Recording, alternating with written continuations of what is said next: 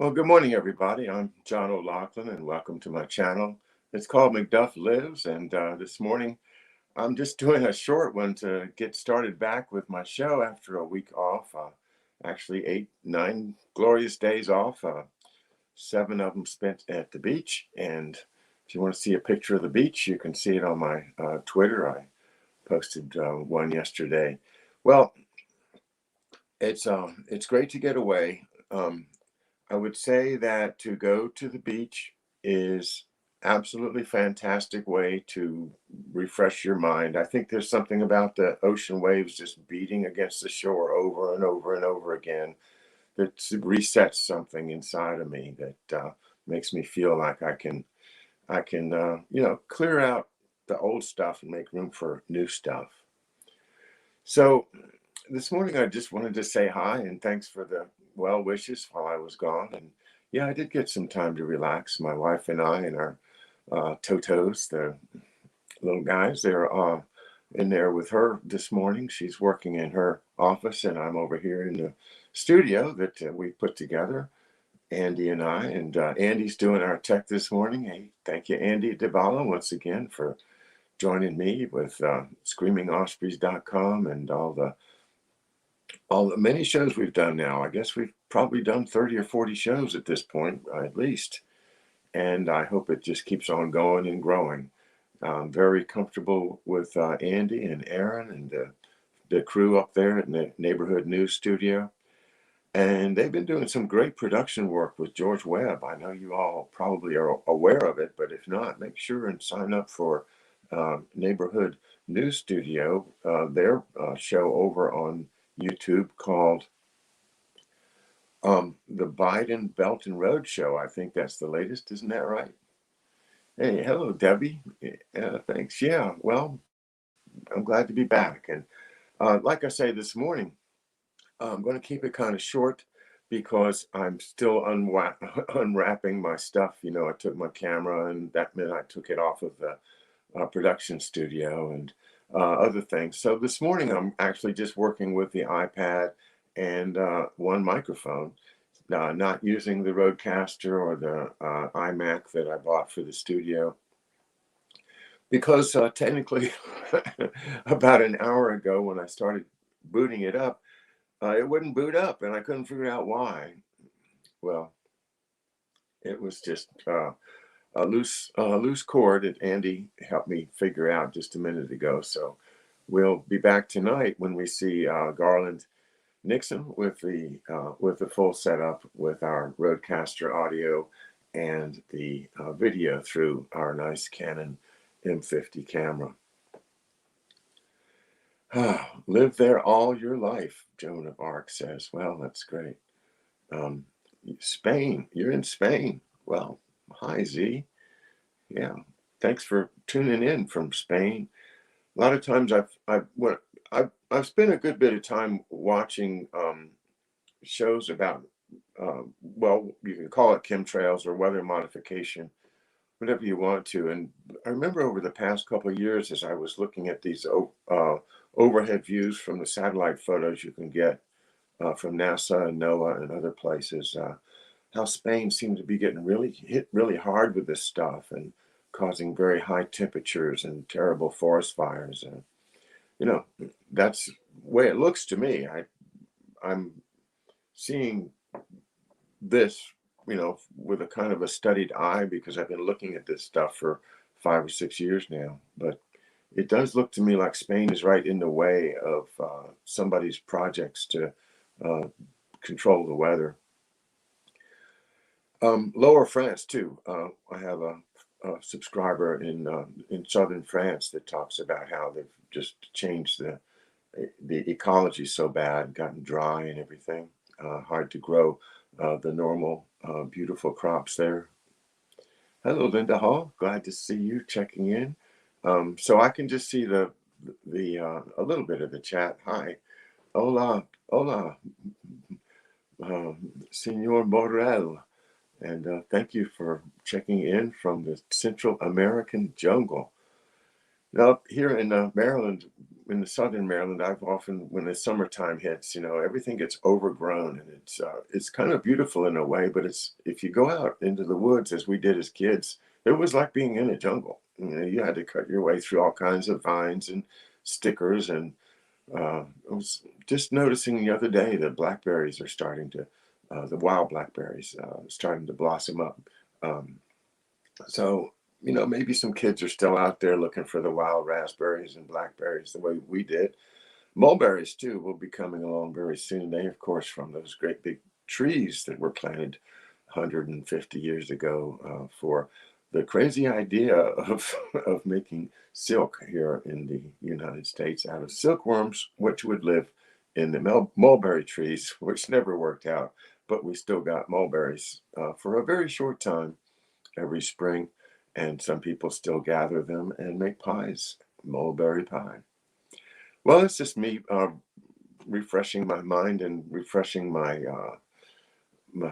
connection with you guys. And it is a little weird because I'm just looking at a very tiny screen here on my iPad, and I usually have the big iMac to work with. So anyway, this summary of my beach trip is, yes, we got away. Yes, we had some beautiful days. The first day, the last day, and a couple of other days in between. And we had a couple of days of foggy and rainy. And the weather varied from 50 to about 70. And when it was 70, it was just great. I'd rather be there in April and have it 70 than be there in June and have it 90. That's just, my comfort level anymore. No, I did not go swimming. I threatened to do it, but my wife said no, she wouldn't let me. Afraid I would go out there and get a cramp and freeze up, and got to be the end of me. So she said no. Well, my big reading for the week was MacArthur's Amphibious Navy, a book that I got. It's used, obviously, MacArthur's Amphibious Navy by Daniel E. Barbey, Barbey, Vice Admiral, U.S. Navy, retired. And it's a great story. It's a story of how amphibious warfare in the U.S. Navy and Army joined together, and Marines, to create a new way to conquer territory. And the problem is put pretty clearly by Admiral Barbey at the beginning of his book when he says, with Japanese strongholds in all the ports, the traditional ports up and down the Pacific, from Borneo all the way up to the home islands, and then stretching out to Wake Island and Solomon's, Marianas, all of those islands. They all would just have a very few places where big ships could land, and that would be, of course, the port.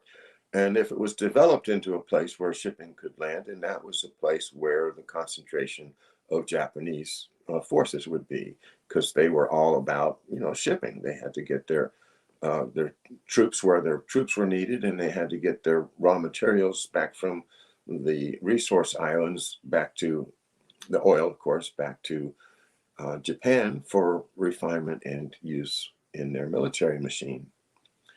So it was all about transportation.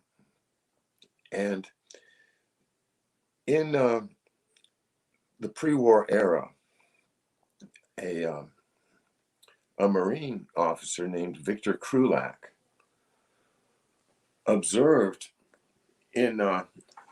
I think he was in China, but observing the Japanese, he saw them using boats with a ramp that would open in the front, where the people inside or the equipment inside could be offloaded directly onto the beach. Something that had not been done before in the American Navy, nor was it, anybody ever really thought of that it might be of any use.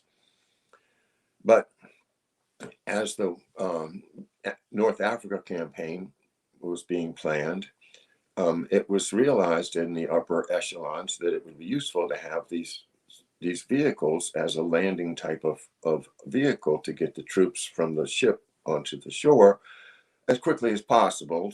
That means they're not less subject to air attacks, submarine attacks, just generally a whole lot safer to get from the deep water ships onto the shore without having a lot of time in between there where you're vulnerable.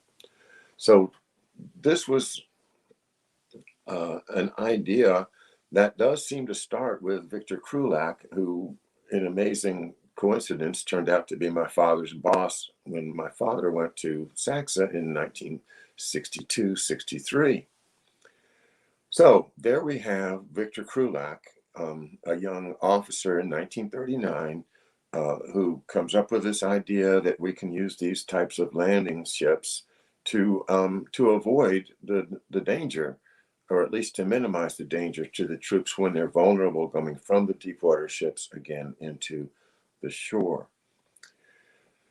So they put together a test program over in South Carolina, and Admiral Barbey went to observe this. And although he does not credit Krulak in the book, I know from other sources that it was Krulak and his gang with the Higgins boats, because Krulak and Higgins developed this idea together. And Higgins, of course, is the famous inventor of what we call the Higgins boat. All of these different boats, from LCTs, LSTs, and LCMs, LCVP, all of these guys are different variations of what is called the Higgins boat. They got as big as ships at a certain point, and that is the way that this idea got started, was that Admiral Barbey saw it demonstrated by a team with Higgins and Krulak, and they said, yeah, that could be useful. Well, after the invasion of after Pearl Harbor, the idea suddenly became important, and wow, we got to have these ships. So they started building thousands of these ships, and it was through the learning how to use these ships and how to manage them and how to get the guys safely onto the shore that this was how this whole thing was developed, was under Admiral Barbey, and they trained both in the States, but mainly in Australia, where they set up some training places and worked with the Australian Navy and Army to practice and get their ships together, if I may say that. Excuse me for that one. But they got their ships together, so to speak, and went ahead with the program. The development of what became the Seventh Fleet started in an office with just Admiral Barbey and his one or two assistants, and he was ordered by General MacArthur, who was the commander of the Southwest Pacific area, to create an amphibious navy. And so it's called MacArthur's Amphibious Navy, the name of the book, because that's what Barbey created.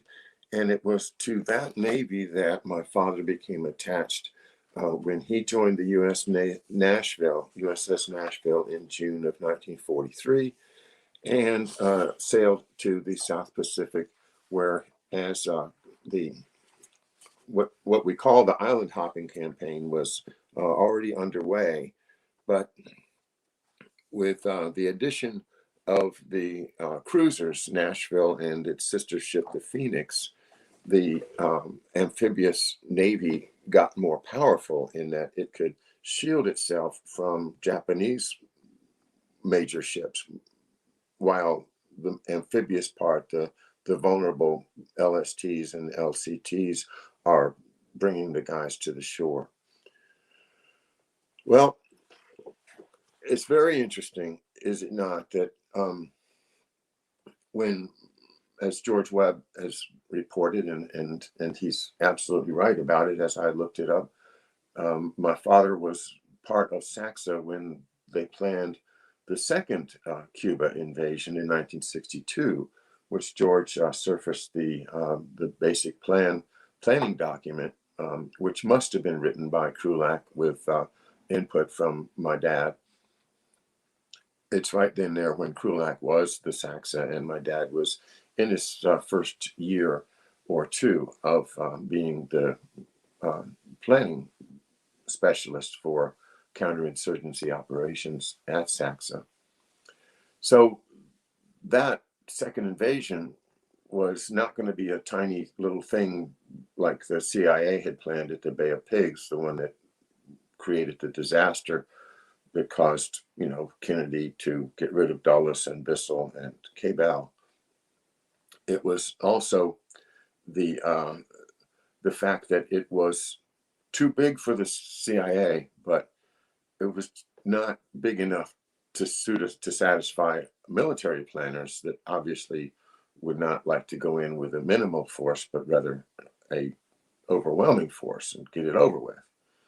Well, that was amphibious planning, and there's my dad there, as well as being involved in the amphibious Navy, getting from one place to another. Now, this brings me back to the original point what I was trying to make, which is why they would want to use these amphibious ships instead of just building more aircraft carriers and more battleships and cruisers and, just defeating them with bombs. And the answer is that with amphibious ships, you don't have to land at the port. You don't have to take the port. You don't have to conquer the army that's defending the port. You don't have to survive the gunfire from all the gun emplacements all around the port. You don't have to fight the ships that are in the port. You don't have to fight the airplanes at the airport that's behind the port. In a matter of fact, if you can find just an empty stretch of beach that has sufficient sand on it that you can land long enough to offload your troops, then you can bypass the whole problem of concentrated Japanese power. And that was what happened. So this is MacArthur's strategy that is called brilliant, is that not only was it just hopping from island to island, but it was taking places that were not strongly defended, that were past where the Japanese concentrations were. So, for instance, at the big battle of Hollandia. Hollandia is one of the most important battles of the Southwest Pacific Campaign. And the idea was that the Japanese would never conceive of the Americans jumping so far ahead of where they were. They were in the southeastern part of New Guinea, and Hollandia is farther on the western side, on the north coast of New Guinea. So they had to go past a very large Japanese Japanese base to get to Hollandia, and to march the troops across, 30, 40, 50,000 Army soldiers and Marines across that land would have been devastating, not only because of the Japanese, but also, frankly, because of the diseases, because so many of these guys were taken down with malaria or other types of jungle rot, jungle fever, that was as bad a problem as getting shot by a Japanese soldier. Anyway, all of that was avoided by leapfrogging past the Japanese forces to Hollandia.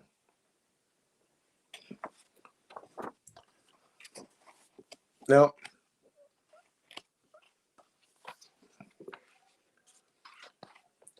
something else that I learned about, I don't want to lose my place here.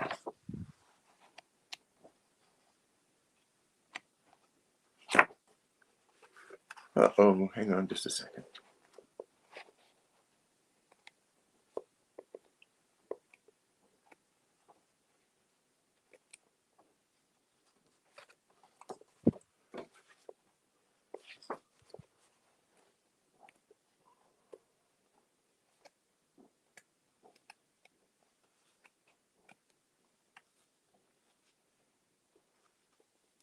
All right. I'll find that reference later, but here's the story that I learned about last night. As after I got home, I was doing some more research and to follow up on this book. I was looking for biographical information of William Wild Bill Donovan, the first head of the OSS and later the instigator of the CIA, a guy who was not allowed to operate OSS in MacArthur's area, in MacArthur's Southwest Pacific. MacArthur said, no, no OSS here. I'll do my own intelligence. Thank you very much. And, you know, it does appear to me that my father was an intelligence officer on the Nashville, as well as his other duties as bomb disposal expert and officer of the deck and other official duties. I think secretly they made a lot of people intelligence officers, but didn't put it in the records. And from other things I've seen, I believe he was one of them. So here's what I found out was that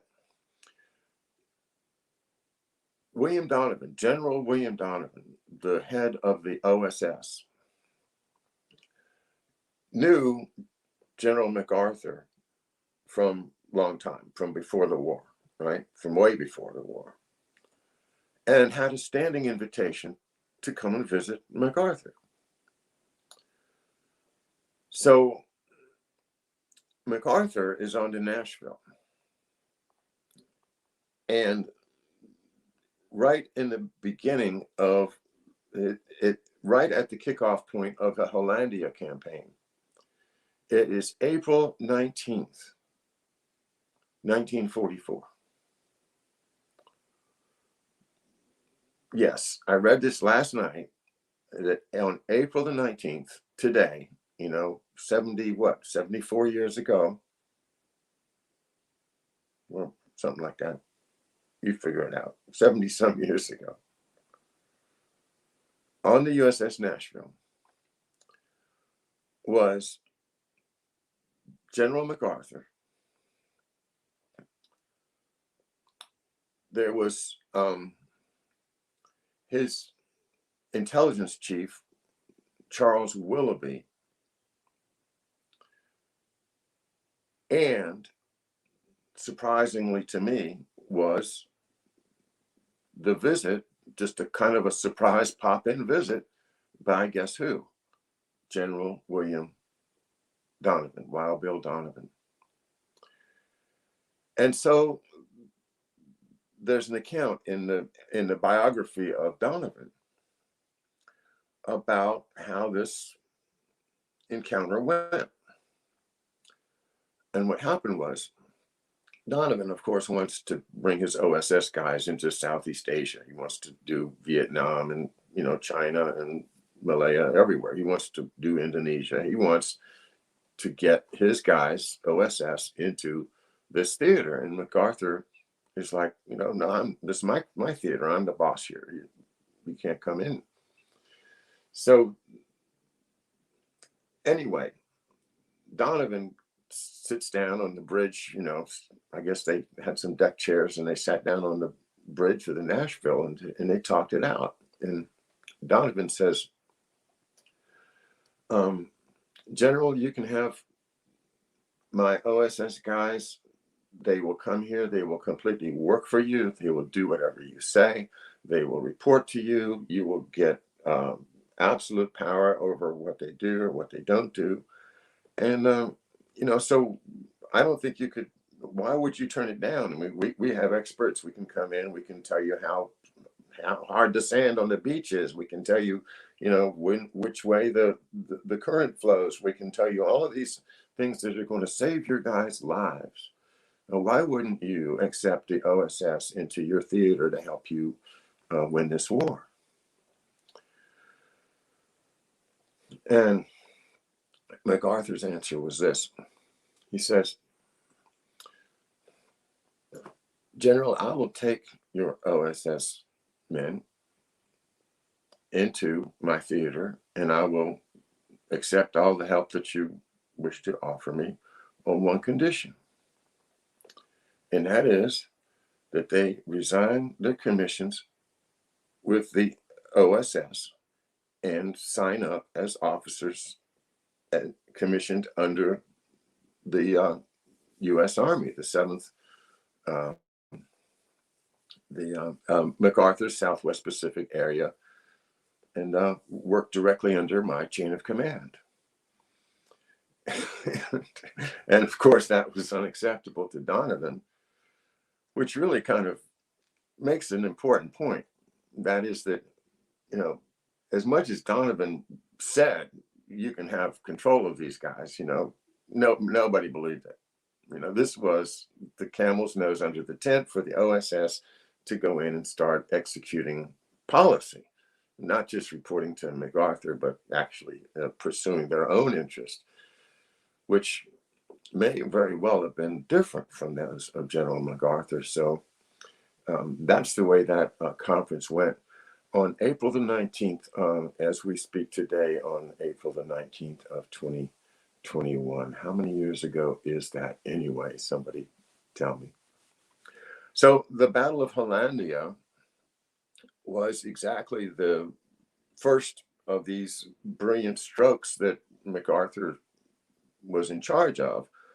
So they picked some beaches up past the Japanese, the Japanese fortifications, and managed to land there and settled and landed the Marines and the Army there, and had one of the most complete victories. They had to fight, but they had a very complete victory, and it hit the newspapers and everything. MacArthur was a genius now. And it's so interesting to me that, my dad was there when all these, super intelligence officers are there. All the intelligence staff of MacArthur's staff, he had a large personal staff of intelligence officers as well. But, it's not that big a ship, about 500 crew and officers combined.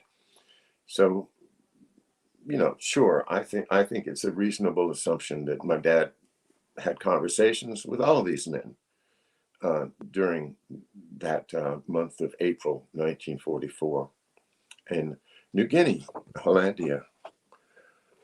Now, let me see if I can find this part that I wanted to read for you.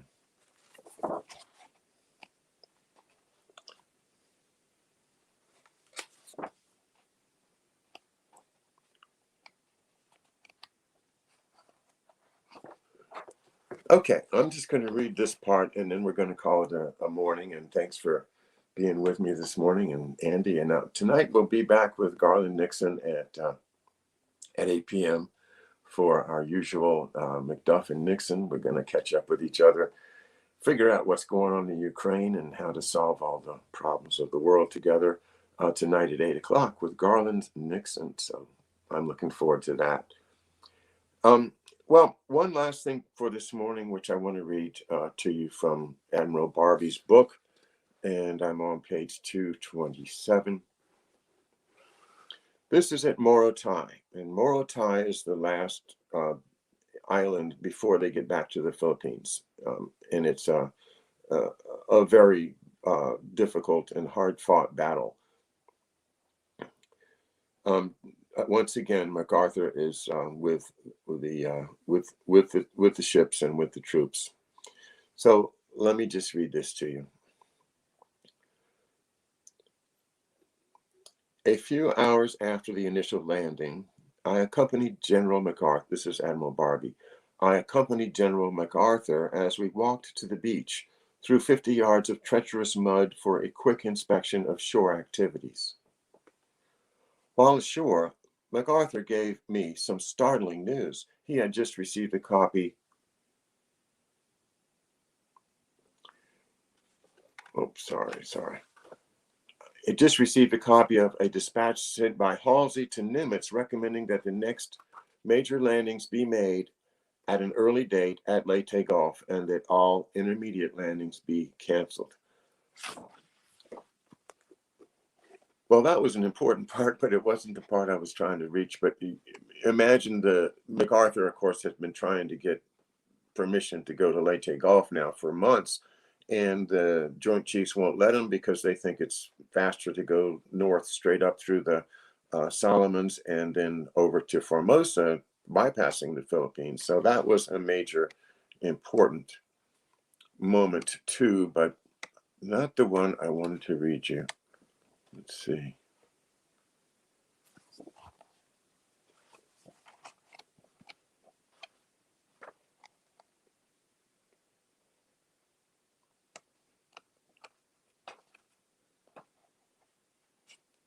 Ah, here we are.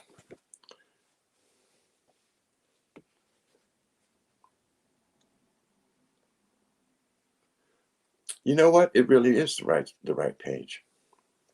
So let me just continue. Halsey made his recommendation on the basis of the feeble Japanese reaction to his sweep with a strong naval force along the Philippines coast. He believed the Japanese far weaker than previously supposed. MacArthur said Nimitz had supported the recommendation and he intended to do likewise. He felt quite certain that the Joint Chiefs of Staff would approve it. He was jubilant. He was returning immediately to Hollandia and asked me to join him there as soon as possible. I agreed to leave Morotai the following night unless some unusual situation developed. The next day saw a continuation of the unloading difficulties of the first day, while Allied aircraft continued bombing enemy air bases on Halmahera. On the afternoon of the second day, a plane from the escort carrier Sante was shot down.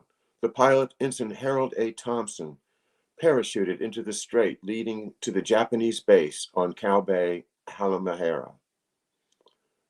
A raft was dropped to him, and he drifted to the partial protection of a pier. Later, he managed to paddle to a fishing hulk lying 300 yards offshore, but within easy range of coastal guns. Our planes kept Japanese batteries under constant attack to protect the stranded aviator. But 2 had been downed and 1 pilot lost. If Thompson was not picked up by nightfall, the Japs would be sure to get him. A seaplane tried to pick him up, but was driven off by Japanese shore fire. A hurried conference was held aboard my flagship ship, the Wasatch, to work out a sea rescue operation that had to be put into effect and completed within a few hours. There was no time for detailed discussion. The rescue had to be undertaken by PT boats under cover of planes, which would try to keep the coastal batteries occupied by strafing and by the use of smoke bombs. It was a dangerous job that could only be assigned to volunteers. Commander S.S. Bowling had arrived in Morotai that morning with a flotilla of PT boats. Although unfamiliar with the waters, he said the PT 489 and the PTs 363 would like to take on the job, with Lieutenant A.M. Preston in command. The boats not only had to avoid the Japanese shore batteries, but the mines dropped in the strait by our planes to bottle up any Japanese naval ships in the bay, and presumably the Japanese had done a bit of mining on their own. Rear Admiral Sprague, who commanded the escort carriers, arranged to provide the necessary planes. Only a few hours of daylight remained, and the rescue area was more than 50 miles away. The 2 PT boats reached the entrance to the strait somewhat ahead of the planes. They attempted the rescue on their own, but the shore fire was so hot they were driven back. As soon as the planes arrived, a new attempt was made. It was now or never. The planes did their part almost too well. For almost 2 hours, they smothered the Japanese batteries with strafing runs and bombing, and set up a smoke curtain that blanked off the actions of the PT boats from any view from the shore. Unfortunately, the smoke became so heavy at times that a plane had to guide the 2 PT boats into the downed aviator. But they finally got their man, just as the planes were running out of fuel and dusk was beginning to fall. It was a magnificent spectacle. 50 planes took part in the operation. Many were hit, but there were no casualties. The PT boats also had their share of good luck. Both boats were riddled with holes, but again, there were no casualties. The Japanese, we learned later, were determined to get the downed aviator. They had become convinced that anyone worth such a tremendous rescue effort must be a very important person.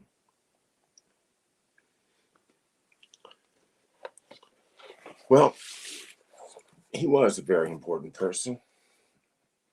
He was an American. And that's the type of guys that fought that war. Maybe people have changed. Maybe people have forgotten the character, the stoutness of heart, the courage that it takes to be an American. But I think not.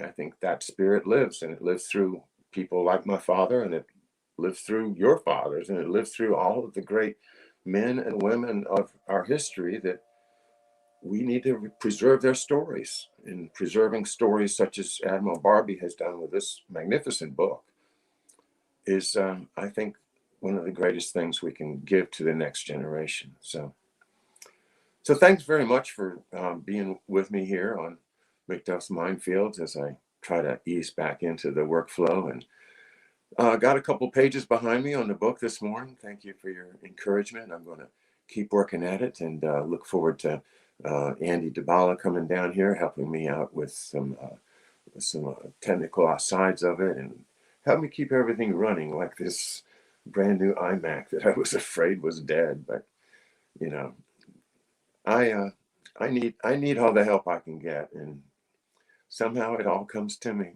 So I consider myself to be very, very fortunate to be able to tell my dad's story and to have such great folks around me to support me while I do it. Have a great afternoon. We'll see you tonight. Good day.